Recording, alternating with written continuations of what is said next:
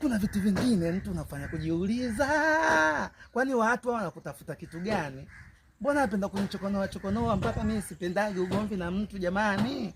Wepo. Mimi sipendi makasiriko na mtu, sipendi kugombana na mtu, kwa sababu najua binadamu hawa lawama, binadamu nongwa, binadamu kuishi na watu kazi.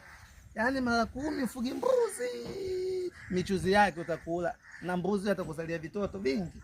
Lakini kufuga wanadamu wenzako kazi.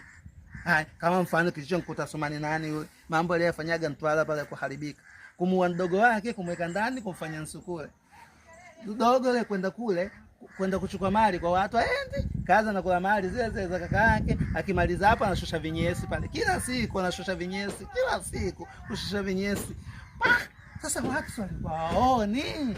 Sasa mimi director mkubwa mimi nilipokuja kujua haya mambo, mimi nikamwambia wewe, mimi hapa Mikindani naniamini. Wewe unaniamini? Sema nakuamini. Mimi si director mkubwa hapa, kusema wewe director mkubwa tena mkubwa sana. Nikamwambia sasa mambo uliyofanya haya kunyata, kumtoa mdogo wako ndondocho, kumfanya ndondocha. Hapa mtaani hapa umehamani, umefanya kunyata. Nitakuja kukumalizia baadaye kwa sababu na wasanii wale ni shuti.